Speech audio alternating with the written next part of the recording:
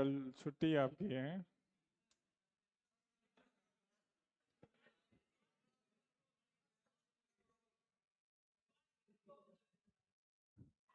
क्या हुआ? बस कल छुट्टी है? दिवाली का 31, 1, 2, 3 की नहीं? तुम्हारी तबीयत कैसी है? ठंडी है यहाँ? संभल के रहना है। अभी, अभी तो शुरू हो रही है। अभी ट्रेलर भी नहीं हुआ है। हाँ। तो दिवाली में घर जा रहे हो? ठीक। तो लास्ट क्लास में हम मार्केट में ओलिगोपोली तक पहुंचे थे, है ना? तो एक दो मार्केट और लिख लो। डुओपोली।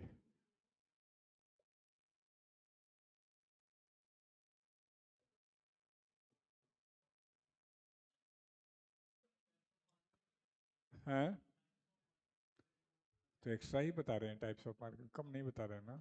तो एक्स्ट्रा तो लिख सकते हैं। तो आपने पढ़ा है अभी ओलिगोपोली। तो ओलिगोपोली में क्या होते हैं? कुछ होते हैं। यहाँ पर क्या होता है? टू सेलर्स, दो विक्रेता होते हैं।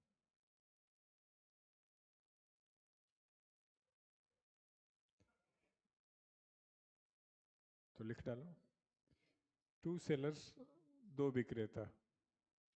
ये देखना एक बार, ये गिलास साफ है क्या? पानी भी नहीं मिला आज तो मुझे। साफ है तो पानी उसमें ला दो। Two sellers.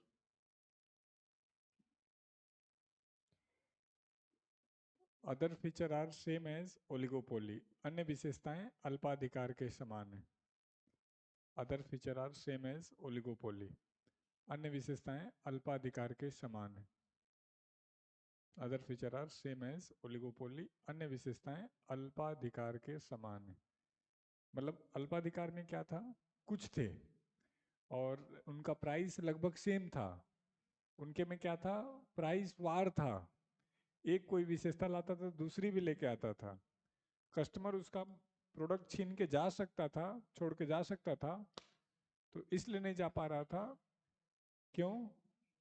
क्योंकि दूसरा भी लगभग सेम प्रोडक्ट बेच रहा था, सेम विशेषता पर। तो एक दूसरे में काफ़ी कंपटीशन था। तो यहाँ भी दो ही होते हैं। दो हैं तो एक तरीके से मार्केट को कैप्चर कर सकते हैं ये। लेकिन कर क्यों नहीं पा रहे हैं? क्योंकि एक को दूसरे से डर है।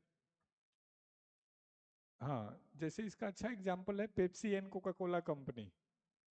पता है, यही दो कंपनियां हैं, इन्हीं के बाकी सारे प्रोडक्ट हैं। वो माजा लाते हैं तो स्लाइस लाते हैं, वो मिरिंडा ला रहे हैं तो फेंटा ला रहे हैं। रख दो। वो थम्सअप ला रहे हैं तो वो उनका पेप्सी है। और उनका ड्यू है तो उनका स्प्राइट है। उनका फेंटा है तो उसी तरीके से सेम सेम कुछ और है उनके पास। मिरिंडा है, हाँ।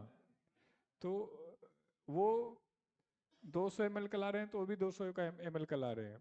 वो 500 ml पे 100 ml फ्री दे रहे हैं तो भी 100 ml फ्री दे रहे हैं। वो 2 लीटर का ला रहे हैं तो वो भी 2 लीटर का। जिस दिन वो 1.5 लीटर का लाने लगेंगे वो भी 1.5 लीटर का लाने लगेंगे। मतलब उनका प्राइस भी सेम है। 1 रुपये ना तो उनका ज्यादा है ना इनका कम है। जिस दिन हुआ उस दिन मार्केट से एक बाहर हो जाएगा। तो पहला एग्जांपल लिखो, Pepsi and Coca Cola company. Pepsi and Coca Cola. आपका डीजे का प्लान कैंसिल हो गया, पता होगा ना? दम्बीवाल सर जीएस का वर्कशॉप कर रहे हैं हर वीक, वो अच्छा है। पूरी पॉलिटी याद करा देंगे धीरे धीरे, पूरा हिस्ट्री याद करा देंगे। क्योंकि जो टिपिकल वाली बातें हैं वही एग्जाम में आती हैं। जो जैसे हमने कमिटी पढ़ा दिया, लेकिन आपको याद नहीं, आपको भी पता है बात और मुझे भी ये बात पता है। लेकिन हमने वो जिम्मेदारी आपके सर पे दे दी। वो क्या करेंगे? ट्रिक से याद करा देंगे और साथ के साथ एमसीक्यू करा देंगे। तो हमेशा के लिए टेंशन खत्म। मैंने सोर्स ऑफ कॉन्स्टिट्यूशन पढ़ाया। अब मैंने लिखवा तो दिया, अब आपको याद कितना है मुझे नहीं पता, लेकिन वो याद करवा देंगे। इसी तरीके से मैं आगे चल के आर्टिकल पढ़ाऊंगा, आप भूल जाएंगे। कमेटी पढ़ाऊंगा, आप भूल जाएंगे।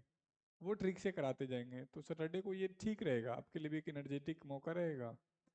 और मतलब सैटरडे मतलब थर्सडे को मंथ में एक दिन, जिस दिन स्कॉलरशिप वाला होगा उस दिन स्कॉलरशिप बांट दिया करेंगे, और उसी दिन डीजे बजवा दिया करेंगे। मतलब वो फिक्स ही कर देंगे।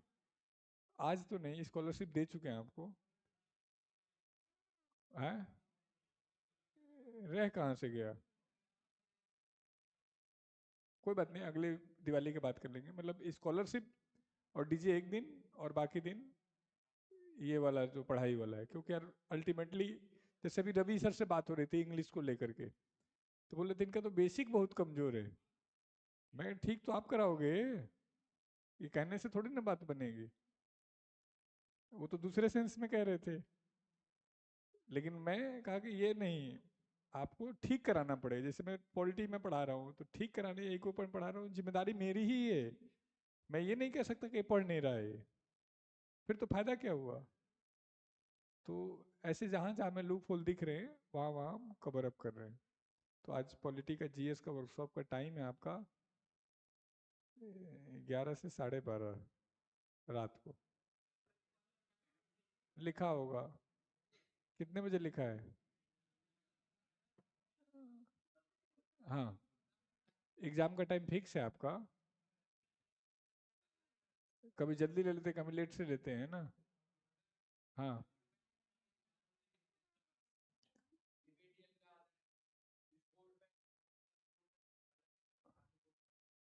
अच्छा ऐसा भी है क्या?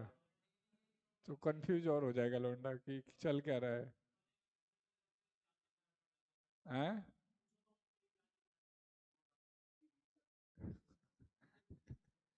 भाई चलो, तुम्हारा जीएस का वर्कशॉप है 11, अच्छा ट्यूसडे का है, और समाल खा का है। सर्च भी तो करना पड़ता है। मतलब इसी के आसपास है, ब्रेक में मैं अपडेट करवा दूंगा।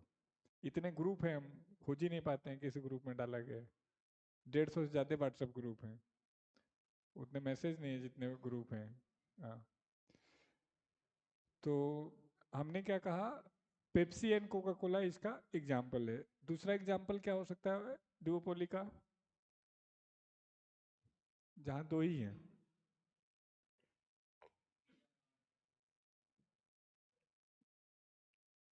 काफ़ी हद तक फ्लिपकार्ट और अमेजन भी हैं तो बाकी भी छोटे मोटे, लेकिन कंपटीशन में कोई बहुत ज़्यादा रोल है नहीं। तो लिख लो फ्लिपकार्ट एंड अमेजन। नहीं, है बहुत सारे, मेन यही दो हैं। जियो एयरटेल वोडाफोन नहीं है? नहीं नहीं, फिर तो ये जियो एयरटेल लिखोगे तो फिर हमारा एग्जाम में गलत हो जाएगा फैक्ट। टेलीकॉम तो हमने लिखवाया है आपको यहाँ पर। चलो, मन कर तो फ्लिपकार्ट अमेजन काट दो, कोई दिक्कत नहीं है। लेकिन ओला उबर तो दो ही हैं, तीसरा तो कोई नहीं है। अरे रैपिडो सर्विस थोड़ी ना दे रहा है, किराए पे दे रहा है कि ले जा। ओला उबर, ओला उबर है। रैपिडो भी आता है घर पे? सर्च करूंगा तो आ जाएगा यहाँ पर। बाइक आएगा? अरे निकम्मो, बाइक गाड़ी थोड़ी ना है। यूपी बिहार में बाइक को भी गाड़ी कहते हैं। ये गाड़ी है कहाँ? हीरो होंडा है। मैं निकम्मे। हाँ, ऑटो भी आता है। ठीक है, बाइक और ऑटो आता है। चलो कोई बात नहीं, तीसरा एग्जांपल आप बता दो। पार्ले ब्रिटानिया लिख लो यार। पार्ले एंड ब्रिटानिया, इन्हीं के सारे प्रोडक्ट हैं। अरे फिस्ट कौन खा रहा है यार? या तो रामदेव वाला खा लो। पार्ले ब्रिटानिया। और एग्जांपल बताओ डुओपोली का। डीमार्ट और विशाल मेगा मार्ट? नहीं नहीं, उसमें तो कई सारे आ गए।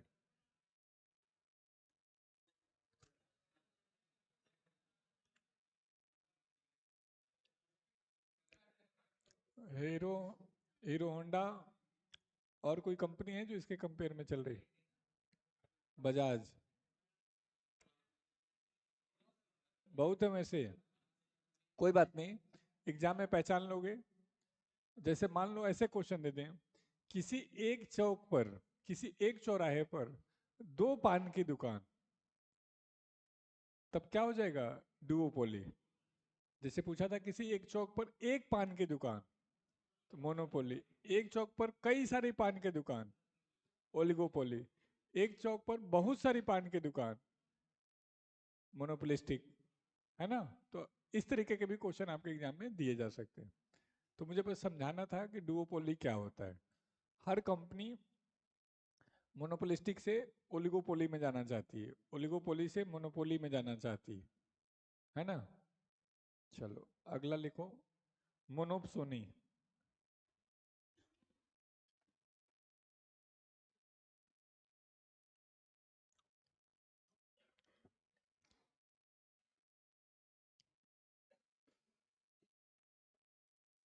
पी साइलेंट है यहाँ पर। मोनोसोनी या मोनोपसोनी।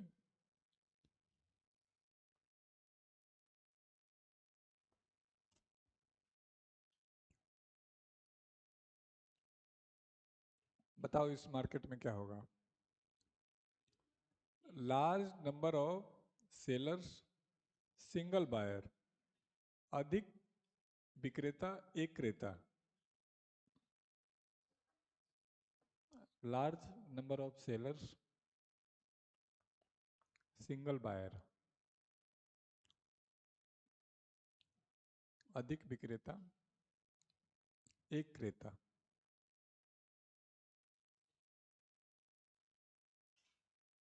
बताओ इस मार्केट में कौन सा ऐसा एग्जाम्पल है जहां खरीदने वाला एक हो, बेचने वाले ढेर सारे हो? हैं? मंडी क्या? वो सही कह रहा है वो, तुम समझ नहीं पा रहे हो जिस सेंस में कह रहा है कि एक सब्जी मंडी में सारे किसान आकर के वहां अपनी सब्जी किसी एक को बेच रहे हैं, सेलर को। जैसे इसका अच्छा एग्जाम्पल है FCI, food corporation of India. सारे किसान अपने चावल गेहूं जाके एमएसपी पर एफसीआई को बेचते हैं। पता है ना एफसीआई? तो लिख लो एफसीआई, गोडाउन्स, एफसीआई के गोदाम।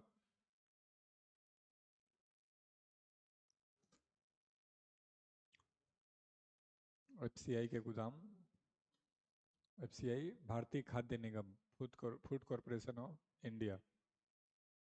दूसरा क्या एग्जाम्पल हो सकता है? किसी पार्टिकुलर जगह पे हो सकता है। आनंद में अमूल डेयरी हो।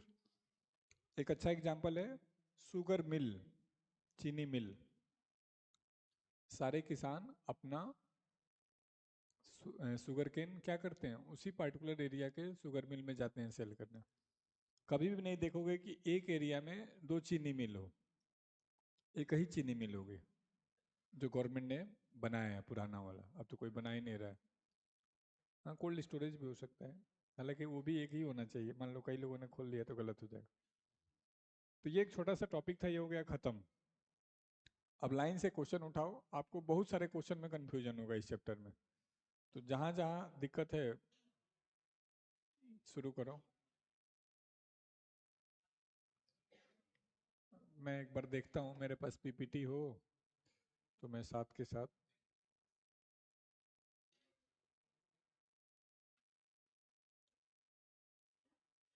पीपीटी नहीं है मेरे पास। तो दो तरीके का मिल गया था आपको क्वेश्चन। तो जो इसको कम वाला मिला है वो वाला, दो तरीके का मिला था, एक ही तरीके का मिला था? दो तरीके का। कम पेज वाला जिसके पास है वो दो मुझे। एक कम पेज वाले में, ज्यादा पेज वाला भी है ना? ज्यादा पेज वाला कितने लोगों के पास है? अच्छा, लाए भी नहीं है? कितने लोग नहीं लाए हैं? तुम निकम हो। नहीं मतलब एक ही कम पेज वाला सबके पास है ना? फिर तो ठीक है, फिर क्या, फिर तो हटाओ उसको। हाँ, क्वेश्चन नंबर बताओ। चलो, क्या पहला क्वेश्चन समझ रहे हो? क्या पहला क्वेश्चन समझ रहे हो? झूठ मत बोलना। नहीं समझ रहे हो ना? तो पहला भी तो पूछोगे। अरे राजकुमार, हम तो बताने के लिए आए हैं। Commercialisation of agriculture is the indication of. चलो अब पहला समझो, सरप्लस का मतलब क्या होता है? अधिशेष, अधिकता। मान लो मैं कहूं प्रोड्यूसर सरप्लस, तो कौन सा मार्केट प्रोड्यूसर सरप्लस होगा? जहां पर बेचने वाले ज्यादा हो जाएंगे। इनकम सरप्लस, इनकम के उद्देश्य से काम हो रहा है। तो जो किसान दो तरीके की फसल का उत्पादन कर रहा है, एक अपनी जरूरतों को पूरा पूरा करने के लिए, जो छोटा किसान है चावल गेहूं उत्पादित कर रहा है। बड़ा किसान चावल गेहूं के अलावा भी कमर्शियल क्रॉप भी उत्पादित कर रहा है, या चावल गेहूं उसकी इतनी जरूरत से ज्यादा हो जा रहा है तो बेचने के लिए जा रहा है। तो यही किसका एग्जाम्पल होगा? मार्केट सरप्लस या मार्केटेबल सरप्लस। तो एग्रीकल्चर का जो कमर्शलाइजेशन है वो किस उद्देश्य से है, या किसका एग्जाम्पल है? तो मार्केट सरप्लस का एग्जाम्पल हो जाएगा।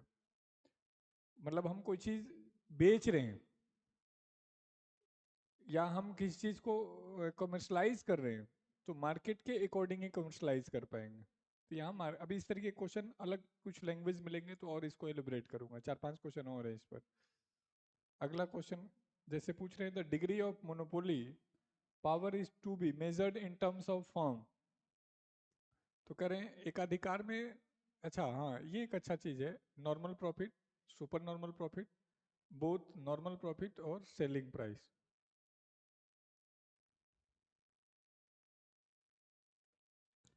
एक होता है नॉर्मल प्रॉफिट।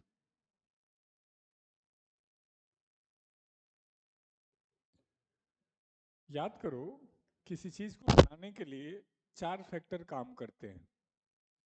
लैंड, लैंड को क्या मिलता है? Rent, labour, wages, capital, interest, और एंटरप्रेन्योर, ओनर, क्या मिलता है? प्रॉफिट। तो जब भी कोई सेलर कोई प्राइस डिसाइड करेगा तो उसमें अपने प्रॉफिट को ध्यान में रख के डिसाइड करेगा। जैसे नहीं, कई बार कहता है दुकान वाला कि मैं तो बिना प्रॉफिट के बेच रहा हूँ।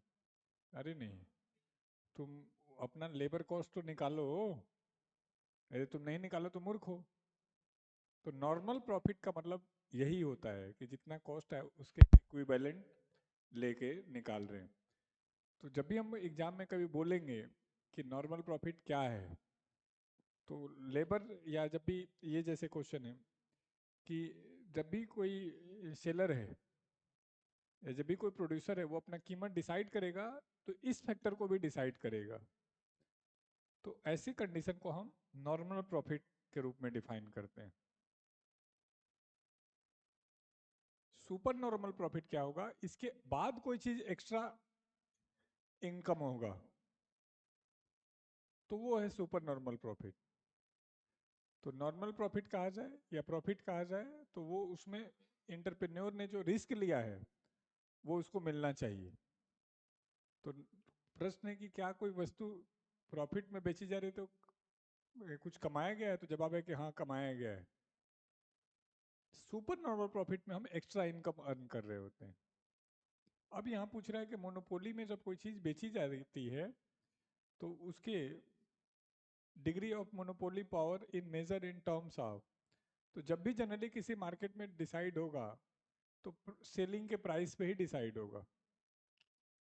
किसी भी मार्केट में हम पूछेंगे तो अब सेलिंग के प्राइस पर किसी मार्केट में प्रॉफिट आएगा, किसी मतलब नॉर्मल प्रॉफिट आएगा, और किसी मार्केट में सुपर नॉर्मल प्रॉफिट का प्रयास किया जाएगा। मिलेगा कहीं नहीं super normal profit. Super normal profit के लिए एबनॉर्मल सिचुएशन जनरेट होना चाहिए। सुपर नॉर्मल प्रॉफिट के लिए बायर को नॉलेज नहीं होना चाहिए। सुपर नॉर्मल प्रॉफिट के लिए कोरोना जैसी स्थिति उत्पन्न होनी चाहिए, मतलब एबनॉर्मल परिस्थितियां। अदरवाइज नॉर्मली प्रॉफिट पे ही काम चल रहा होता है। तो बोल रहे हैं कि एकाधिकार में किस पर डिसाइड होता है, तो सेलिंग प्राइस पर डिसाइड होता है। हाँ, अब देखो ये अच्छा क्वेश्चन है, पहले क्वेश्चन को और ये मजबूत करेगा एक्सप्लेनेशन में। Under which market condition of form है एक्सेसिव कैपेसिटी, अतिरिक्त क्षमता का निर्माण कब कर पाएंगे? तो हमने कहा था कि जब आप ब्रांड बन जाएंगे तो अपनी चीज़ों को अच्छे रेट पर बेचने की स्थिति में आ जाएंगे, आपकी चीज़ों की डिमांड बढ़ने लगेगी। तो अतिरिक्त क्षमता एक्सेसिव कैपेसिटी किस में आ जाएगी? मोनोपोलिस्टिक में।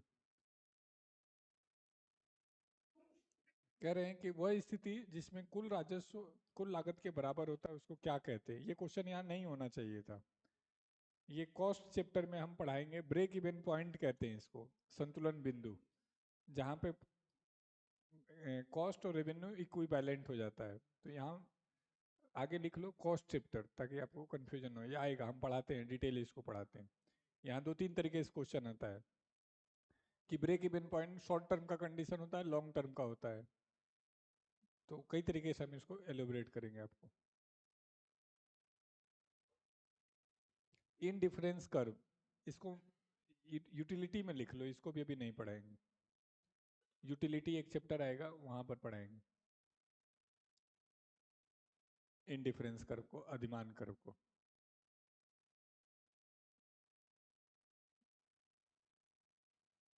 यहाँ पे इनडिफरेंस कर्व देखो, ये भी अगला भी इनडिफरेंस कर्व ही है, इसको भी यूटिलिटी में कर देंगे।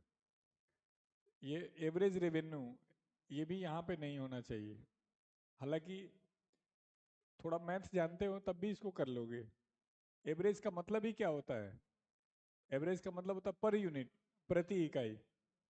तो क्या ऑप्शन में है कोई पर यूनिट जैसा चीज? हाँ, हालांकि ये यहाँ नहीं होना चाहिए। ये भी एक चैप्टर पढ़ाएंगे अभी जस्ट कुछ दिनों में, रेवेन्यू। तो वहाँ total revenue, average revenue, marginal revenue, तो वहाँ का होना चाहिए।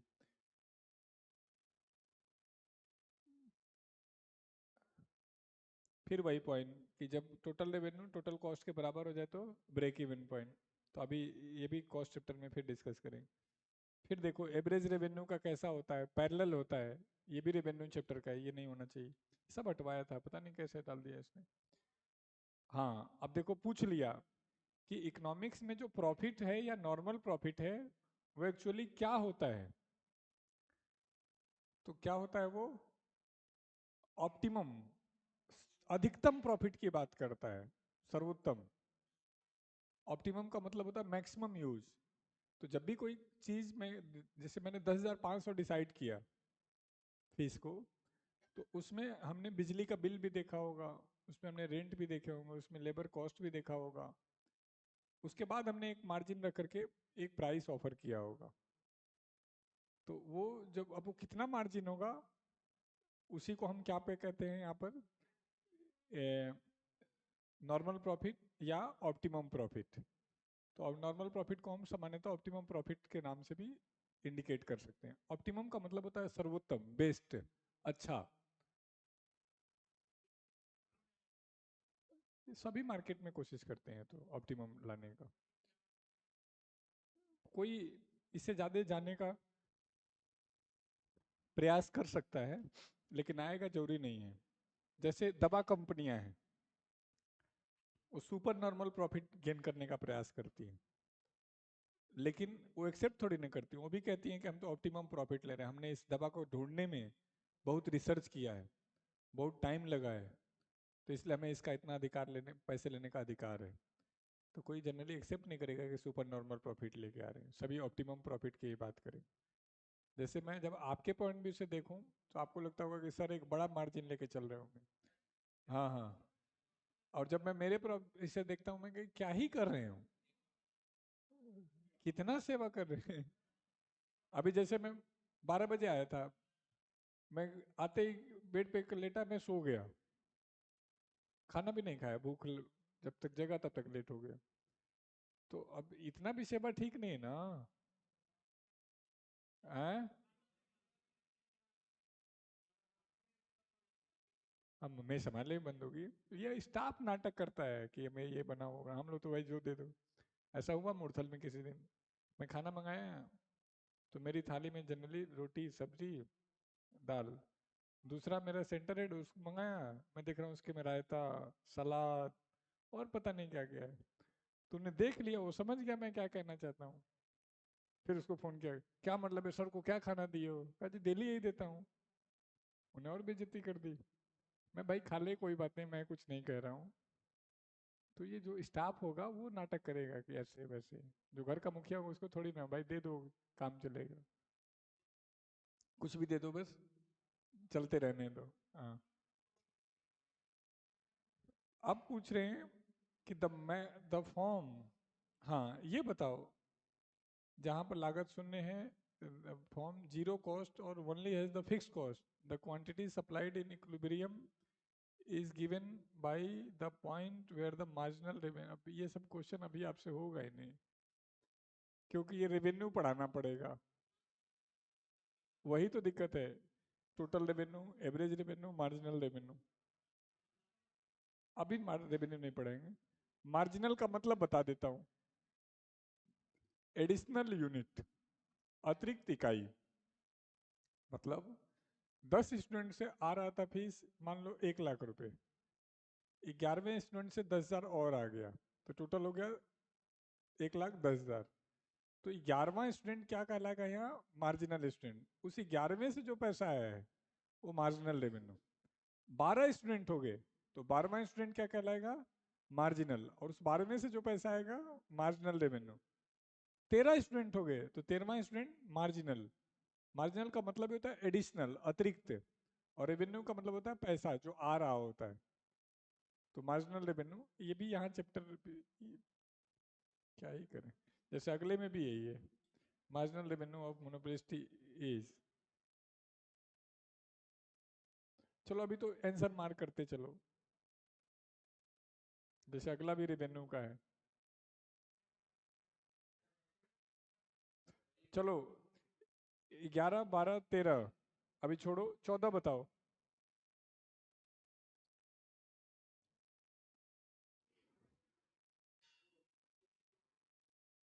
कल बताया था ओलिगोपोली में क्या आएगा। टोबैको प्रोडक्ट बताया था आपको, एल्कोहलिक प्रोडक्ट बताया था। जहाँ मैंने कहा था ब्रांड तो होगा लेकिन ब्रांड के रूप में ज़्यादा इफेक्ट नहीं डालेगा। तो सिगरेट में ब्रांड थोड़ी ना इफेक्ट करता है। नाई की दुकान, इसमें ब्रांड इफेक्ट करता है? करता तो इसमें भी नहीं है। लेकिन क्या नाई की दुकान लिमिटेड है?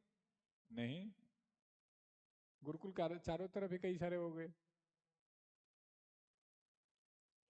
हैं ज्यादा या कम है? बहुत है। कुछ लोग हम जाते ही नहीं। चलो अगला है। हाँ, 15 नंबर क्वेश्चन बताओ।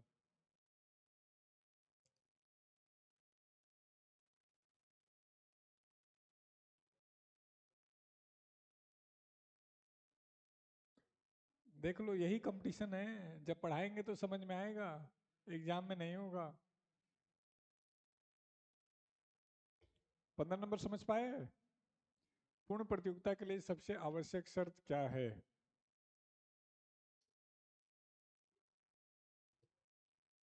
पहला कह रहे हैं प्रोडक्ट डिफरेंशिएशन। क्या प्रोडक्ट डिफरेंशिएशन इसमें होता है? नहीं। किस में होता है ये? मोनोपोलिस्टिक में, है ना, जहाँ एक ही वस्तु अलग अलग टेस्ट और स्वाद की बनाई जाती है। दूसरा कह रहे हैं multiplicity of price for individual product at any time. ये कहाँ होता है? मोनोपोली में होता है, जब एक ही वस्तु को अलग अलग लोगों को अलग अलग रेट पे बेचते हैं, जिसको प्राइस डिस्क्रिमिनेशन कहते हैं। तो तीसरा करें मेनी सेलर फ्यू बायर्स। ऐसा तो कोई मार्केट हमने पढ़ा ही नहीं। मेनी सेलर मेनी बायर पढ़ा है या सिंगल फ्यू सेलर पढ़ाया? ऐसा कोई मार्केट नहीं पढ़ाया।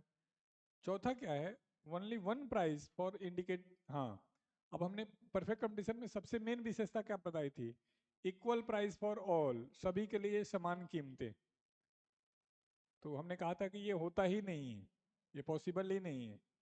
वही एप्पल मोबाइल उसी शॉप पर किसी को अलग रेट पे मिल सकता है, किसी को अलग रेट पे मिल सकता है।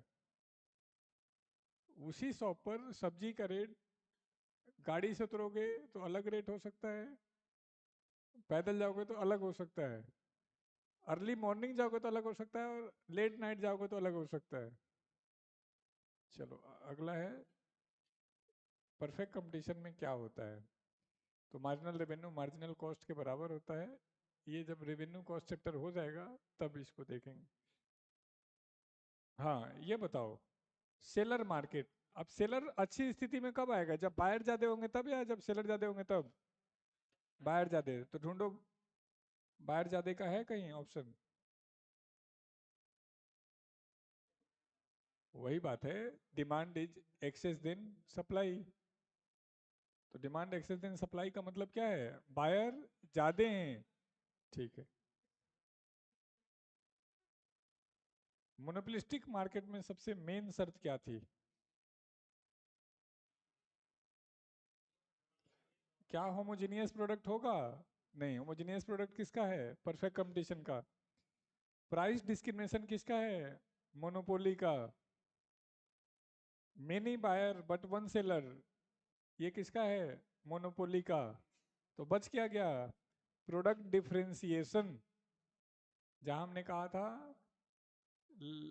साबुन लाइफबॉय का भी है, लक्स का भी है, सिंथॉल का भी है, तो इसको क्या कहते थे, प्रोडक्ट डिफरेंशिएशन।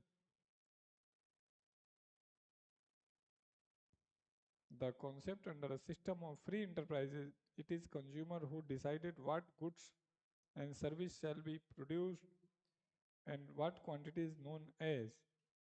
चलो ये तो आसान है, इसमें कोई इकोनॉमिक्स नहीं है।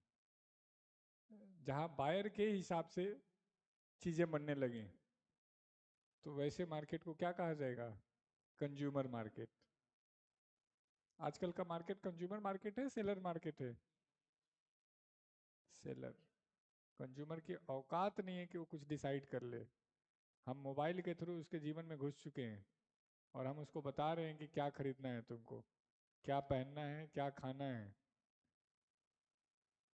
कंज्यूमर मार्केट जैसे जैसे टेक्नोलॉजी बढ़ेगी, कंज्यूमर मार्केट हो ही नहीं सकता। कंज्यूमर को पता क्या है,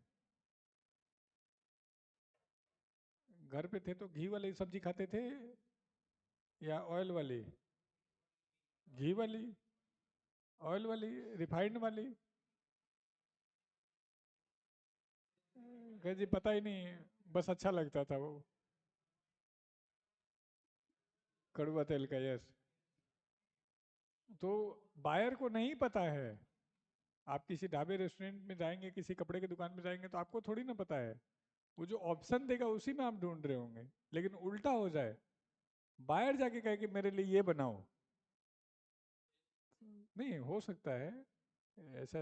आप रेस्टोरेंट एज्यूम कर सकते हो कि ये मेनू डालो, ये जो बनेगा मैं खाऊंगा, खराब बना तो मैं खाऊंगा, अच्छा बना तो मैं खाऊंगा। तो ये पॉसिबल है नहीं। चलो, ये क्वेश्चन अभी आया था, एक्सेसिव कहाँ पे होता है, मोनोपोलिस्टिक में।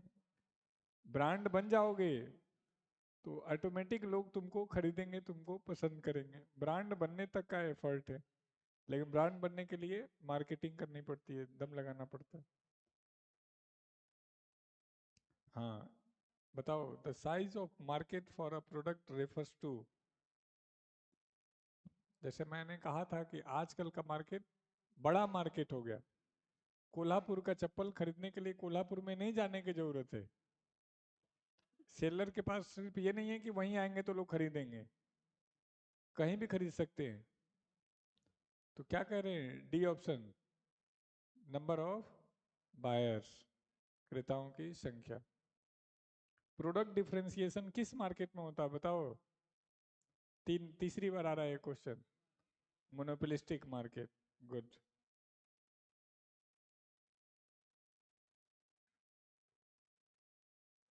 24 नंबर क्वेश्चन का आंसर नहीं है, लेकिन आपको बताना चाहिए।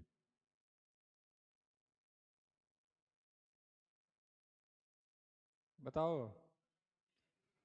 यदि आप परफेक्ट कंपटीशन कर रहे हैं तो सही है आप।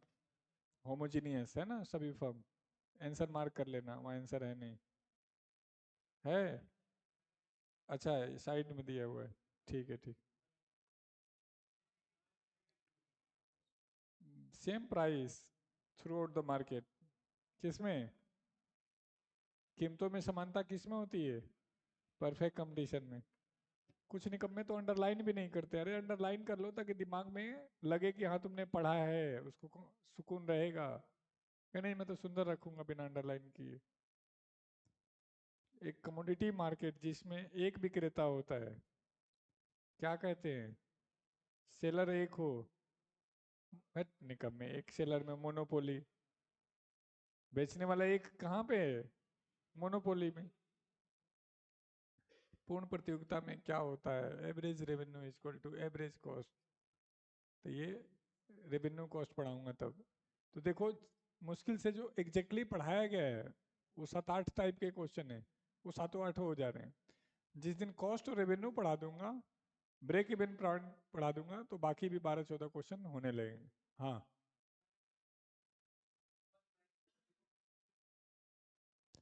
सिमिलर होता है, इक्वल नहीं होता है।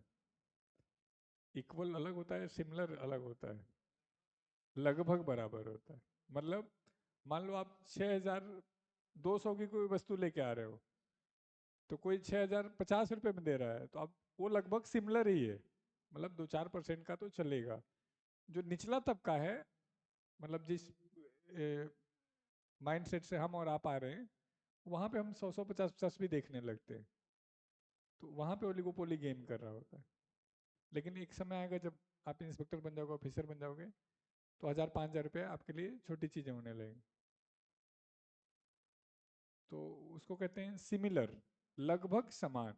एक दूसरे को कहते हैं इक्वल, बराबर। तो ओलिगोपोली में सिमिलर प्राइस होता है। इसमें कई क्वेश्चन नहीं है जो आए हुए हैं, बहुत क्वेश्चन जो मैं जान रहा हूँ, लगभग 20-25 क्वेश्चन नहीं। दूसरी सीट में नहीं, वो टेस्ट के लिए भी तो कुछ रखते हैं। सब ऐसे ही दे देंगे तो फिर टेस्ट का फायदा क्या होगा? फिर उसी में से सेम सेम आने लगेगा क्वेश्चन। तो हमने बैंक डिस्कस कर लिया, मार्केट डिस्कस कर लिया। अब हेडिंग डालो, पॉलिटी में कहाँ तक पहुंचे हैं? लोकसभा राज्यसभा में कहाँ तक? सीट दोनों का बता दिया है। और 107 में कहाँ तक पहुंचे पॉलिटी में? विजय भाई, एक बार 107 में पता कर लो पॉलिटी में कहाँ तक पहुंचे। सभी के पास पॉलिटी कॉपी है अभी? नहीं है, चलो कोई बात नहीं। तो एक दूसरा चैप्टर शुरू करते हैं, टैक्स, कर।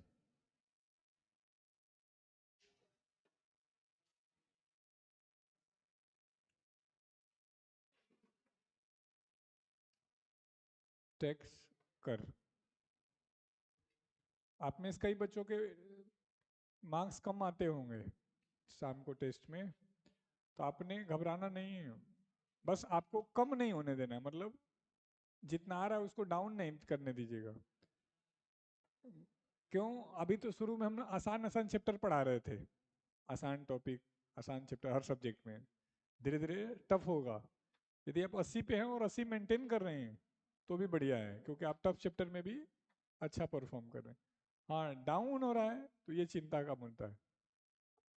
बढ़ेगा नहीं, मतलब फाउंडेशन में बढ़ेगा नहीं। क्यों? चैप्टर तो टफ होते जाएंगे, टाइम तो एक उतना ही मिलेगा। 170 आता है किसी का, टॉपर का आता है? नहीं। 150 आ जाता है, ठीक। उससे मतलब नहीं है पहले से पढ़ के आए नहीं पढ़ रहे। एसएससी को जो अच्छा कर रहा है उसी को नौकरी देगी। आप जो कह रहे हैं वो मैं दर्द समझ सकता हूँ, लेकिन हमारे लिए तो प्रोफेशनली मजबूरी है। हमें तो जब सेम क्लास में है तो सेम ही टेस्ट लेना होगा। ठीक है। हाँ, आप जब 7 महीने में बैच खत्म कर रहे हो तब इनके इक्वल आ जाए, तो आपने एक्चुअल में मेहनत किया है। बल्कि आप तो ज़्यादा ही समझदार हैं कि पहली बार में कवर करके सिलेक्शन का सोच रहे हैं, ये तो 2 बार कर रहे हैं तब सिलेक्शन का सोच रहे हैं। ये आपके फेवर की बात कर रहा हूँ। लेकिन सच्चाई ये है कि ऐसे बहुत लोग मिलेंगे आपको एग्जाम में जो पहले पास कर चुके होंगे, सिलेक्ट होंगे, है ना, अलग अलग स्टेट में होंगे, तो आप उनको मना नहीं कर सकते। ये मामला सुप्रीम कोर्ट में भी आया था कि जब ये एक बार नौकरी लग गए तो दोबारा क्यों सीट खराब कर रहे हैं। सुप्रीम कोर्ट ने कहा कि नहीं, हर व्यक्ति को अपनी एफिशिएंसी के अनुसार अपनी योग्यता को प्रदर्शित करने का अधिकार है।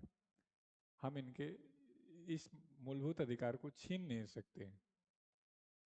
तो कहा जी जो सीट खराब हो रहा है वो, कहा आप जॉब को दया की दृष्टि से मत देखें, जॉब को योग्यता की दृष्टि से देखें। तो यदि ये योग्य हैं तो और अधिक पद पर जाने का इनका अधिकार है। खूब लंबा चला था मामला। बीच बीच में कई बार युवा अपील भी करते रहते हैं कि जो लोग जॉब में हैं वो दोबारा ना भरें, लेकिन कोई मानता नहीं है। टैक्स किसे कहते हैं, कर क्या होता है?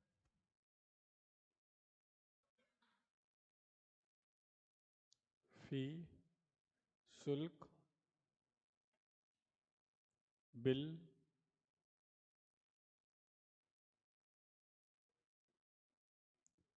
फाइन,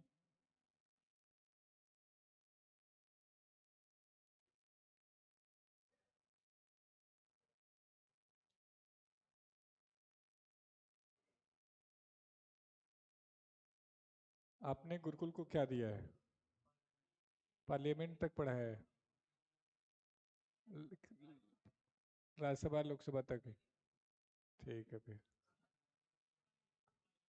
अमल, मतलब मेरी इच्छा रहती है कि थोड़ा मर्ज करके 3-3 घंटे पढ़ाया जाए। अब वही चीज़ आपको पढ़ा रहे हैं 1.5 घंटे, फिर जाके वही उनको पढ़ाएंगे, तो मेरा सिलेबस थोड़ा ज़्यादा पीछे रहता है, तो ये दिक्कत रहती है। आपने क्या दिया गुरुकुल के यहाँ? पैक निकम्मो। फाइन कितने लोगों ने दिया, हाथ उठाना। मुश्किल से 4-5 लोगों ने दिया, 6-7। हाँ। तो फाइन का पर्पज क्या होता है? पैसा कमाना। कल बोला तो है, कल लड्डू बंटवाऊंगा जब मोबाइल जमा करोगे तब। वही वो बोल रहे हैं कि फाइन लगा था तो मिठाई बंटवा दीजिए। तो हमने कहा कानून व्यवस्था को बनाए रखने के लिए, इसका पर्पज कहीं भी रेवेन्यू जनरेट करना नहीं होता है। अरे निकम्मे है, चल प्रैक्टिकल सोच, इन्हें 10,500 दिया तो इसमें इनको दुख नहीं है। 5 मिनट लेट हो गए, 100 रुपये फाइन लगा देते, पूरे 3 घंटे पढ़े नहीं है। इनके दिमाग में आएगा आज फाइन लगा दिया। अरे निकम्मे क्यों लगाया? मैं समालखा से एक दिन क्लास लेने पहुंच रहा था 2:30 बजे वाले में, तो 2:31-32 मिनट पे 3-4 बच्चे दौड़ते हुए आ रहे थे। हमने लिया फाइन। इमेजिन करो वो फाइन नहीं होता तो दौड़ते हुए थोड़ी ना आता, और गुरुजी ठीक हो, लेट हो गया आज तो, और हम कुछ नहीं कह सकते। अब हमें छोड़ के भाग रहे दौड़ के, तो ये फायदा है फाइन का। मैंने उनसे कुछ नहीं कहा, लेकिन मैंने मन में महसूस किया कि हमने बहुत अच्छा कर दिया है सिस्टम। पहले लौंडा आराम से इसी कैंपस में आराम से आ रहा है, 10 मिनट कहाँ थे, नींद लेट से खुली थी तो थोड़ा बाथरूम चले गए थे। मैं ठीक है, मैं टाइम पे उठा करो, ठीक है कल से ट्राई करेंगे। मैं तेरा सही है भाई, गुस्सा भी आ रहा है, कुछ कर भी नहीं पा रहे हैं, तो फिर हमने जीपीसी लाके लॉन्च कर दिया। तो ये एक्चुअल में कानून व्यवस्था को बनाए रखने के लिए लगता है। फी किस लिए लगाता है?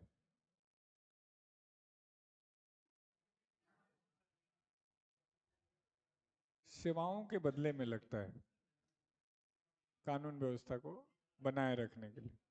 सॉरी, सेवा के बदले में। आप कोई सर्विस लेते हैं तो कोचिंग फी, हॉस्पिटल फी, ट्यूशन फी, है ना, अलग अलग जगहों पर। Bill is also for services, ये भी सेवाओं के बदले में लगाया जाता है। बस अंतर है, ये हम बिफोर लेते हैं और बिल हम आफ्टर लेते हैं। ये जनरली है, सामान्यता, फिक्स नहीं है। जैसे बिहार में इलेक्ट्रिसिटी बिल भी प्रीपेड कर दिया, बिजली का मीटर आप रिचार्ज कराइए, खत्म होने से पहले फिर रिचार्ज करा लीजिए। नहीं तो पहले क्या होता था, बिजली यूज कर रहे हैं, बिजली वाला मांगने क्या कि बिल दे दो। कैसा बिल? आप बिजली का दे देंगे। दे क्या देंगे, 2 साल से बाकी है। बोल तो रहे हैं, दे देंगे। नहीं, हम तो बिजली ये काटने आए हैं। लठ लेके आ गया पूरा परिवार बाहर। 2-4 पड़ोसी भी आ गए, काट के दिखाना। वो कहा ठीक है भाई, मत दो, हम तो जा रहे हैं। तो कौन लड़ेगा? इससे अच्छा प्रीपेड कर दो, ड्रामा ही खत्म। तो अभी पूरा बिहार लगभग इसी प्रीपेड में आ गया है। गांव में आए हैं। 36? अच्छा, छत्तीसगढ़ में भी हो रखा है, ओके। ओके। तो वो यही है कि आफ्टर वाला, अब जैसे electricity bill, water bill, telephone bill, तो वो हम पोस्ट पेड है। जैसे आप मैगडी उगडी में जाते हो तो खुद परचेज करते हो और लेके बैठते हो। जबकि वहाँ क्या होना चाहिए था, जनरली बिल के कॉन्सेप्ट के हिसाब से बाद में आना चाहिए था। नॉर्मल रेस्टोरेंट में क्या होता है, बाद में आता है। तो हम जनरली बता रहे हैं कि जनरली ये बिफोर होता है, जनरली ये आफ्टर होता है। लेकिन हाँ, दोनों होता ही सर्विसेज के लिए। टैक्स क्या होता है? हाँ भाई, टैक्स क्या होता है? टैक्स में भी सर्विस दिया जाता है। तो लिखो, tax is the compulsory payment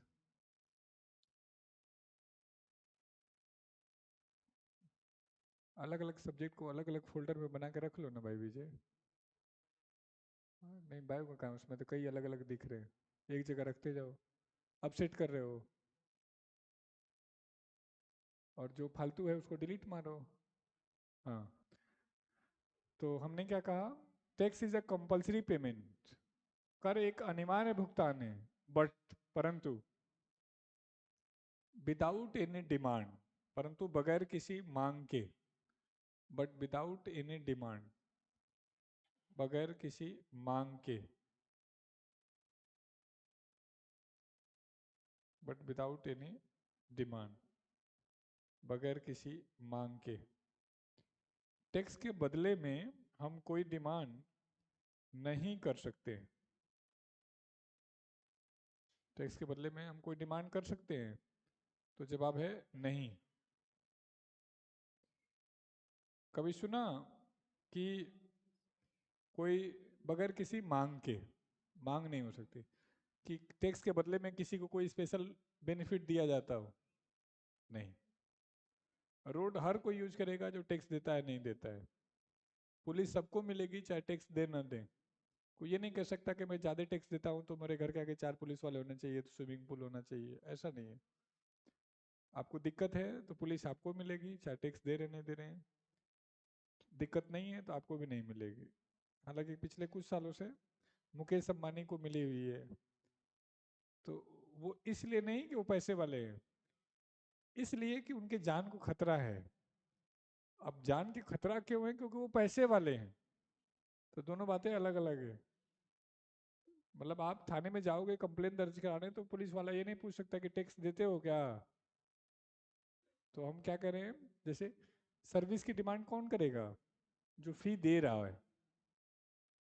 fine कौन देगा? जो लॉ एंड ऑर्डर ब्रेक किया है।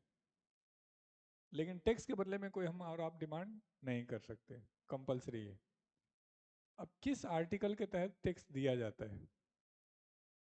तो लिखो, tax is implemented with the help of article 265। करों को अनुच्छेद 265 की मदद से लगाया जाता है। Implemented with the help of article 265, अनुच्छेद 265 की मदद से लगाया जाता है। With the help of article 265, अनुच्छेद 265 की मदद से लगाया जाता है। 265, आर्टिकल 265 कहता है कि टैक्स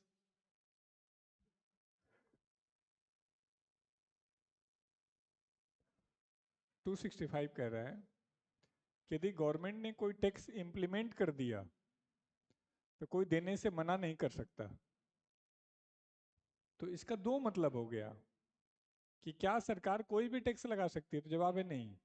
सरकार वही टैक्स लगा सकती है जो 265 के तहत कॉन्स्टिट्यूशन में ऐड करे। दूसरा, कोई कॉन्स्टिट्यूशन में ऐड हो जाएगा तो कोई देने से मना कर सकता है, तो जवाब है नहीं, देना ही होगा। तो इससे दोनों सुरक्षित हो गए, हम और आप सुरक्षित हो गए कि सरकार कोई भी टैक्स चाहे तो नहीं लगा लेगी, तभी लगाएगी जब कॉन्स्टिट्यूशन में ऐड करेगी। सरकार सुरक्षित होगी कि लगा दिया तो अब देना ही पड़ेगा। मतलब जीएसटी को हम 2003 से लाना चाहते थे, लेकिन ला पाए हम 2017 में 1 जुलाई को। तो यदि ये आर्टिकल नहीं होता तो सरकार उसी साल लगा देती। तो ये सीजीएल 23 में पूछा गया है कि सरकार को टैक्स लगाने का अधिकार किस अनुच्छेद में दिया गया है, तो 265 में दिया गया है। इसके अलावा हर टैक्स के लिए अलग अलग आर्टिकल हैं, तो हम जीएसटी का पढ़ेंगे, जीएसटी काउंसिल का पढ़ेंगे, वो भी हम डिस्कस करेंगे। अब देखो, टैक्स क्यों लगाते हैं, लिखना नहीं है। तो टैक्स लगाते हैं जैसे परिवार को चलाने के लिए पैसे की जरूरत है, वैसे देश को चलाने के लिए भी पैसे की जरूरत होती है। किस तरीके से? तो रोड बनाना है, इलेक्ट्रिसिटी यूज करना है, सब्सिडी देना है, हॉस्पिटल बनाना है, सरकारी कर्मचारी को सैलरी देनी है, इंफ्रास्ट्रक्चर बनाना है, आर्मी की व्यवस्था करनी है, टैंक लेकर के आना है, गरीबों को स्कूल भी देना है। टैक्स इसलिए भी लगाते हैं ताकि प्रधानमंत्री रोड शो कर सकें। टैक्स इसलिए भी लगाते हैं ताकि मुलायम सिंह यादव के बेटे अखिलेश यादव सैफई महोत्सव कर सकें। टैक्स इसलिए भी लगाते हैं ताकि मिस मायावती अपने लिए मंदिर और मूर्ति बना सकें। टैक्स इसलिए भी लगाते हैं ताकि अरविंद केजरीवाल गोवा में ऐड करके बता सकें कि दिल्ली में सस्ता फ्लाईओवर बनाया था। टैक्स इसलिए भी लगाते हैं ताकि मीटिंग के बाद 2.5 लाख रुपए थाली का खाना खाया जा सके नेताओं के द्वारा। टैक्स इसलिए भी लगाते हैं ताकि मीटिंग के बाद 2.5 करोड़ 3 करोड़ रुपए का डांस कार्यक्रम हो सके। तो बाद वाली बातें वे लोग कहते हैं जो टैक्स नहीं देते हैं, शुरू वाली बातें वे लोग कहते हैं जिनको टैक्स देना पड़ता है। हैं? हाँ, देश में सभी लोग टैक्स देना चाहते हैं, है ना, दे नहीं पाते हैं। अब देख लो, हाँ, तुम जब इंस्पेक्टर बन जाओगे तो यही चेक करोगे कि किसको कितना टैक्स देना चाहिए था, कितना दे रहा है। तो जब वो कम देगा तो तुम उससे कुछ लेकर अपने घर जाओगे कि ठीक है भाई थोड़ा सा दे दो, तो फिर वो तुमको दे के जाएगा। हैं? गुरुकुल पे ये काले ना गए हैं, इन निकमों को ये पता नहीं है कि जब तक ये इंस्पेक्टर बनेंगे तब तक हम कमिश्नर बन चुके होंगे। हाँ, यहाँ कुछ नहीं मिलेगा। हाँ। अब भाइयों, टैक्स दो तरीके का,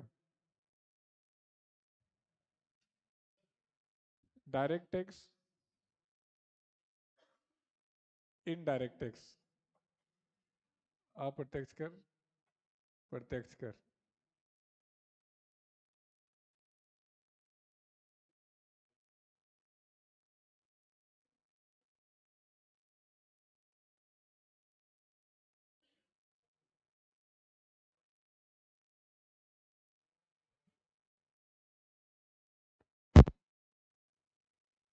tax divided in two types, direct tax and indirect tax,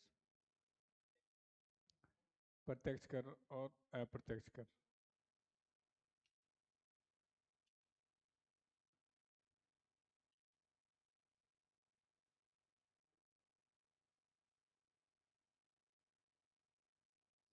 तो आप लोग का इंग्लिश का लेवल कुछ सुधर रहा है?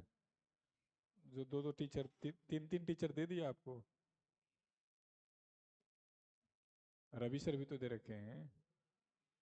अभी उनसे बेसिक क्लास तो कर रहे हो, अगले 15 दिन में पैसेज का भी शुरू हो जाएगा दिवाली के बाद, क्योंकि मोटा मोटी ग्रामर के कुछ टॉपिक तो कवर किए ही होंगे, तो पैसेज कंप्रिहेंशन शुरू करेंगे। हाँ, रवि सर आएंगे पैसेज कंप्रिहेंशन के लिए। अच्छा, चौथा भेज दूं क्या? मेरे पास सबसे ज़्यादा इंग्लिश के टीचर ही हैं। 6 टीचर हैं, हर ब्रांच पे एक एक ऐसे पुराने पुराने टीचर हायर कर रखा हूँ। मुरथल में 2 हैं।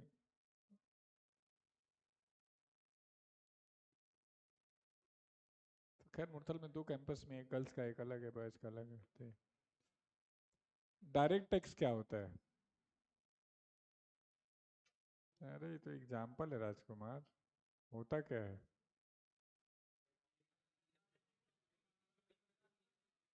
जो सरकार हमसे लेती है वो डायरेक्ट है, और जो हम सरकार, तो दे तो तुम ही रहे हो दोनों जगह, हाँ? हाँ, तो ये बोलो ये कि जब directly paid to government direct tax, indirectly paid to government indirect tax. लेकिन ये कोई डिफिनेशन तो हुआ नहीं, थोड़ा सीखते हैं, पहले आपके लैंग्वेज को सीखते हैं।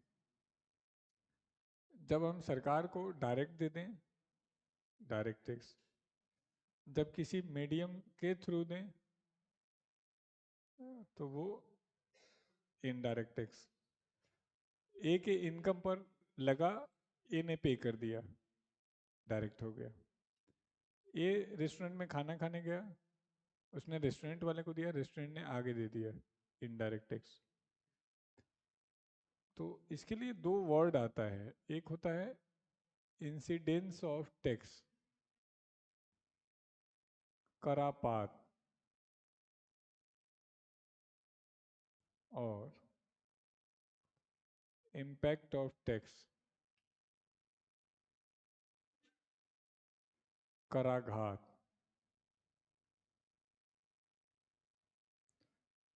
अब ये 2 वर्ड क्या है? अभी एमसीक्यू मंगवा दिया है, आपके सामने क्वेश्चन आएगा तो आप समझ पाओगे।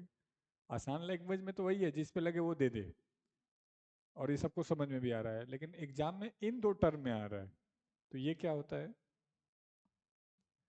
इंसिडेंस ऑफ टैक्स का मतलब होता है, करापात का मतलब होता है इम्पोजिंग ऑफ टैक्स, कर को लगाना, कर को लगाना।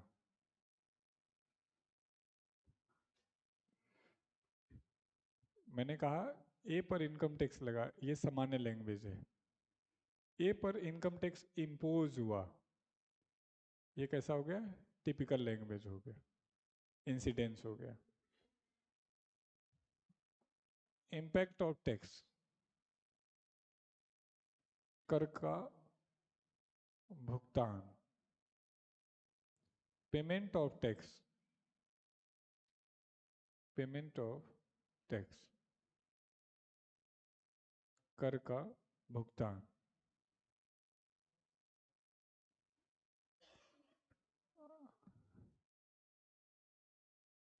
है, हाँ, ये क्या हो जाएगा बच्चों? कराघात। अब मैं आपसे एग्जाम में पूछूंगा, कर लगाने की घटना को क्या कहते हैं? करापात। कर के पे करने की घटना को क्या कहते हैं? कराघात। तो क्या दोनों बात समझ पाए? अब मैं इसी को थोड़ा टफ कर देता हूँ। टेक्स का पहला पॉइंट क्या कहलाता है? करापात। टेक्स का फाइनल पॉइंट क्या कहलाता है? कराघात। मतलब मान लो आप पे फीस लगा, तो ये पहला पॉइंट है, आपने पे कर दिया, आखिरी पॉइंट हो गया। जब तक नहीं पे किए हैं, तब तक अभी पहला ही पॉइंट लगा हुआ है कि भाई फीस दो, फीस दो, फीस दो, फीस दो। फिर अब आपने दे दिया, अब सीरीज खत्म हो गया। तो मैंने कहा कि जब करापात और कराघात एक ही पॉइंट पर हो, एक ही व्यक्ति पर हो, तो डायरेक्ट हो गया। मैंने कहा जब इंसिडेंस ऑफ टैक्स और इम्पैक्ट ऑफ टैक्स, क्या हुआ बच्चों? अलग अलग, करापात और कराघात, तो ऐसे पॉइंट को हम क्या कहेंगे? Indirect tax. मोटा मोटी समझ पाए? तो पहले तो ये लिखो, फिर डिफिनेशन बाद में लिखेंगे। लिखो, इंसिडेंस ऑफ टैक्स,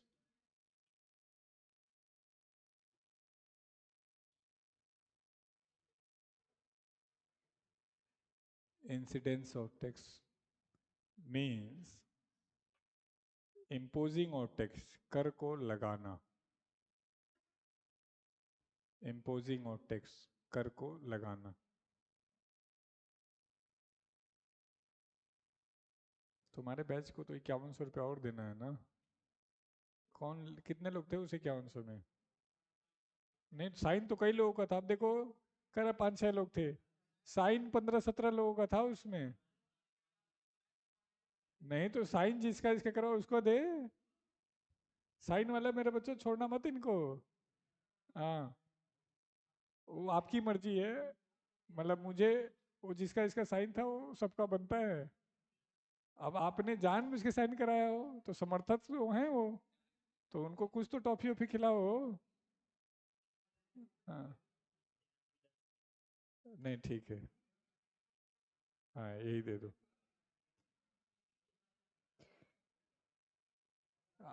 हाँ, लागू दिवाली बाद होगा, उस पे कई फेज हैं भाई।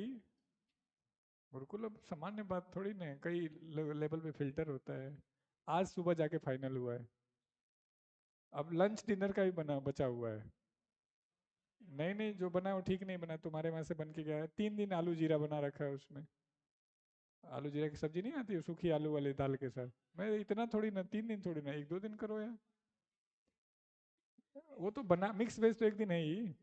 वो तो तुम बना के दो, फिर ही क्या उनसे ले जाओ। अप्रूव होगा तो सोच समझ के साइन करवाना है इस बार। हाँ। हाँ, हिंदी मीडियम के भी दे सकते हैं यार। उसमें तो हिंदी में ही लिखा हुआ था। नहीं, एक ही हाँ, 50 लोग दे दो। अलग होना चाहिए। पर चलो वही 50 लोग कॉपी कर करके दे रहे हो। भाइयों, लिखो, it is a first point of text, ये कर का पहला बिंदु है। Incidence of tax is the first point of tax, कर का पहला बिंदु। फर्स्ट पॉइंट ऑफ टैक्स, कर का पहला बिंदु।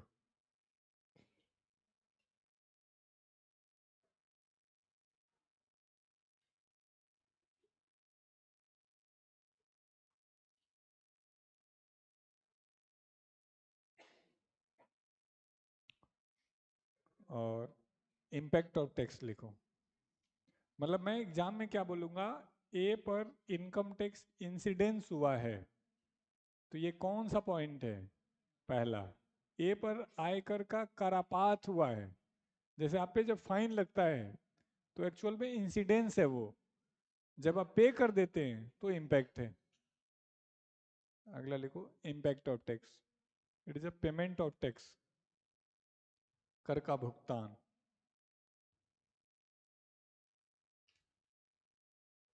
It is a final point of tax, कर का आखिरी बिंदु। फाइनल पॉइंट ऑफ टैक्स, कर का आखिरी बिंदु।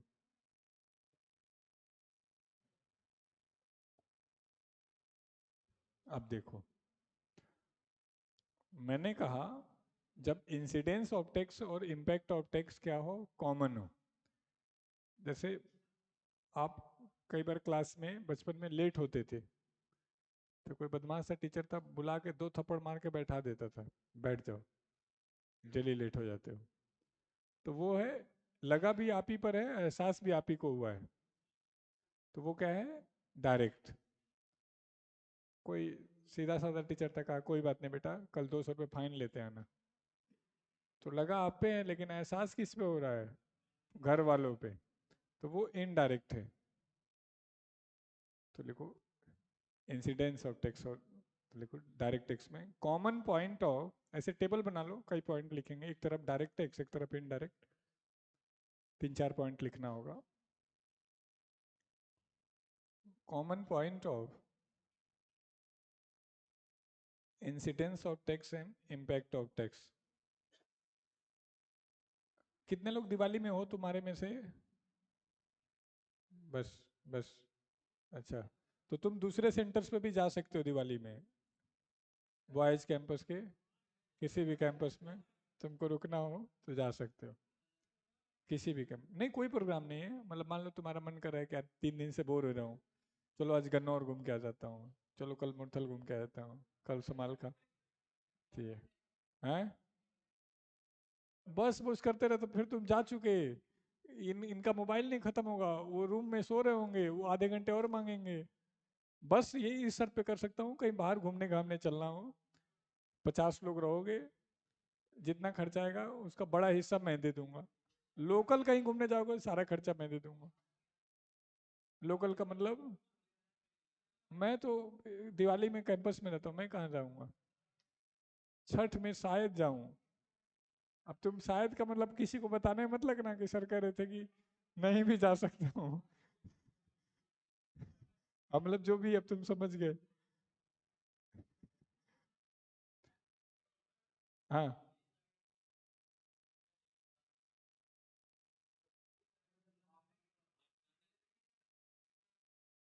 रिवीजन डाल दो और बात ये क्लास मत लगाओ, है ना।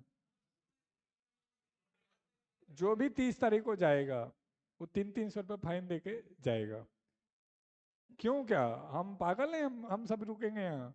हम पागल हैं? हम यहाँ दिवाली में मनाएंगे तो तुम कुछ सपोर्ट करके जाओ। छुट्टी 31 है। 400, जो कर 100 100 रुपये बढ़ा लेना, दिक्कत क्या है? 500।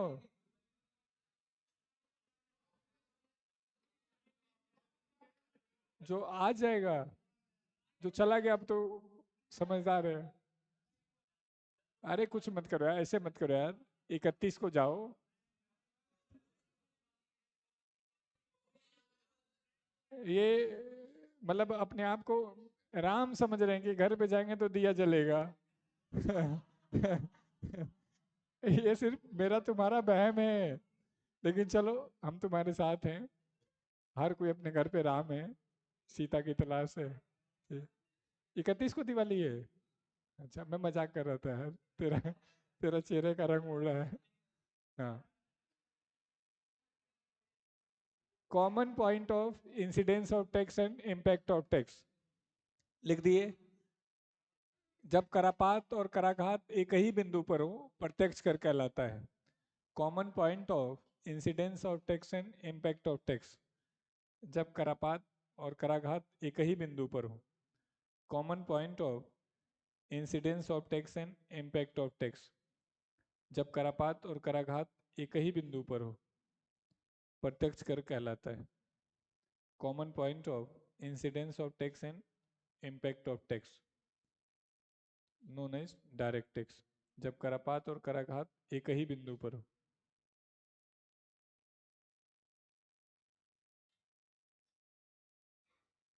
जब करापात और कराघात एक ही बिंदु पर हो, नोन एज डायरेक्ट टैक्स, प्रत्यक्ष कर कहलाता है। ये ग्राफ बनाओ एक बार।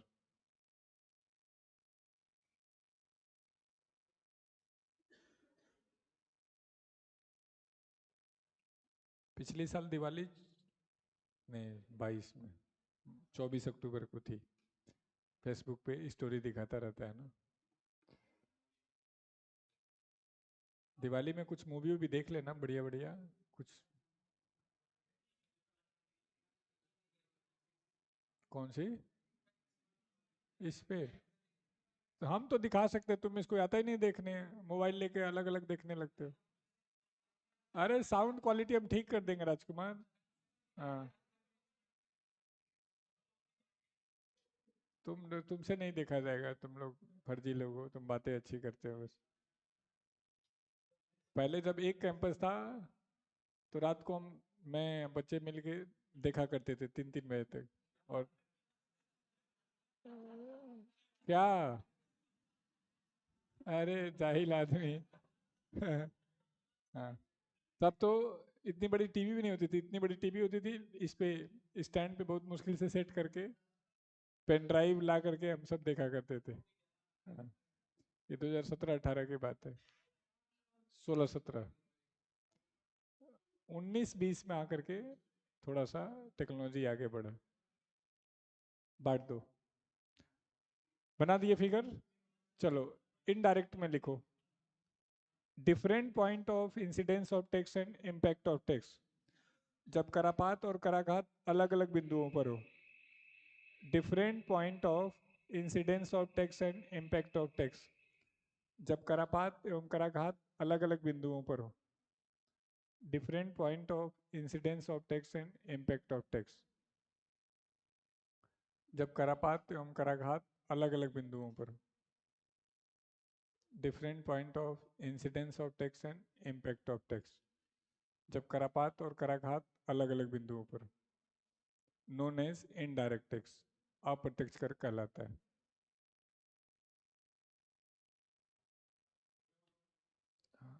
हाँ, different point of incidence of tax and impact of tax. जब करापात और कराघात अलग अलग बिंदुओं पर। Known as indirect tax. अब बच्चों ये फिगर बना लो। बाकी सब्जेक्ट में मिल रहा है ना आपको एमसीक्यू? ओ भाई, क्यों नहीं दे रहे हो बाकी सब्जेक्ट का? अगली बार यदि पूछ लिया और नहीं मिला तो तुम पे और विजय पे हर असाइनमेंट पे 300 फाइन। देख लेना कितना महंगा पड़ेगा। और इनको पता नहीं है दिवाली में है तो जीरोक्स ही तो देंगे। अच्छा, फॉन्ट साइज छोटा है वो मैं नहीं करवाया, कोई बात नहीं। तो अरे बहुत कहाँ छोटा है। तू निकम्मे बीटेक नहीं किया है? पूछ, इसे 8वां हिस्सा लेके जाते थे हम।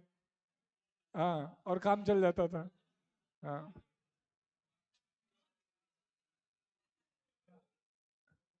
तब आंखें ज्यादा तेज थी।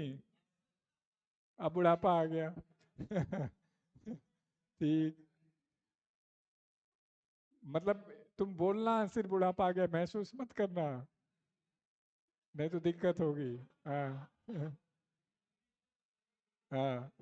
अब लगभग 15 मिनट और सिखाऊंगा डायरेक्ट और इनडायरेक्ट के डिफरेंस को। और 6-7 घंटे का ये चैप्टर है, मजा आएगा इस चैप्टर को पढ़ने में। ईश्वर ने साथ दिया तो आपका पूरा जीवन टेक्स्ट डिपार्टमेंट के साथ ही बीतेगा, और आपने ईमानदारी मेहनत की। और सबसे मजेदार डिपार्टमेंट टेक्स्ट डिपार्टमेंट है, क्योंकि कोई भी राज दरबार राजकोष से चलता है। और आप राजकोष के आरक्षी बनोगे। इंस्पेक्टर का मतलब होता है आरक्षी, मतलब आप ही कंट्रोल करोगे। तो आप सोचो कितना आप अपने घर के लिए कर सकते हो। तो चलो अभी के लिए इतना ही। Thank you.